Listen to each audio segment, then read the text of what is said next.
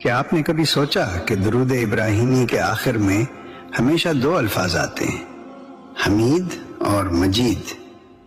یہ دونوں صفات آخر ہر بار کیوں دہراتی جاتی ہیں؟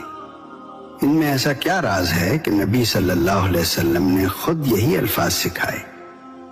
آج ہم اسی روحانی راز کو کھولیں گے جو شاید آپ نے پہلے کبھی نہ سنا ہو۔ درود ابراہیمی کے آخر میں جب ہم کہتے ہیں انک حمید مجید تو بظاہر یہ صرف دو الفاظ لگتے ہیں، لیکن حقیقت میں یہ درود کی روح اور قبولیت کی ضمانت ہے۔ ایک، اللہ کی صفت حمید، شکر اور تعریف کا مرکز۔ حمید کا مطلب ہے وہ ذات جو اپنی تعریف آپ ہے، جس کی ہر نعمت کا شکر ممکن ہی نہیں، جو ہر حال میں تعریف کے لائق ہے۔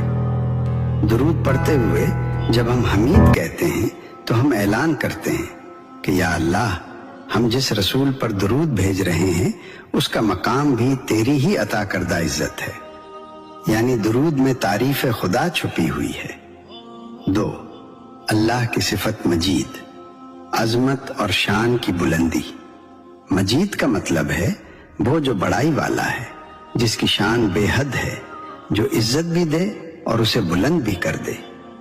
درود کے اس حصے میں ہم اللہ کی عظمت کا اعتراف کرتے ہیں کہ یا رب، ہم جس نبی پر رحمت مانگ رہے ہیں ان کی عزت بھی تیری شان کے مطابق ہی ہو، یعنی یہ صفت نبی صلی اللہ علیہ وسلم کی عظمت کی بلندی کی دعا ہے۔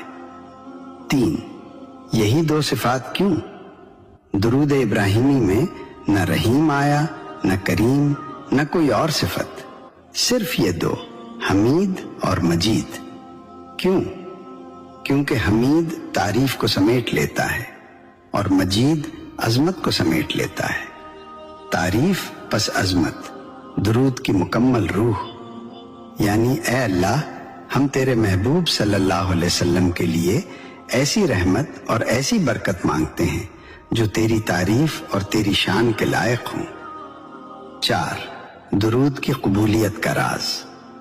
جب ہم اللہ کی صفات کا ذکر کرتے ہیں، اللہ دعا واپس نہیں کرتا، اسی لیے درود کے آخر میں ان دونوں صفات کو رکھا گیا تاکہ درود بے حد قبول ہو جائے۔ پانچ، اللہ کی حمد، نبی صلی اللہ علیہ وسلم کی عزت، کامل درود۔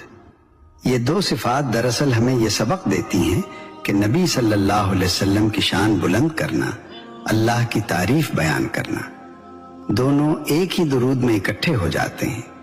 یہی درود کو سب سے افضل بناتا ہے۔ درود ابراہیمی کے یہ دو الفاظ بظاہر چھوٹے ہیں، مگر ان میں اللہ کی دو عظیم صفات اور پوری روحانی حکمت چھپی ہے۔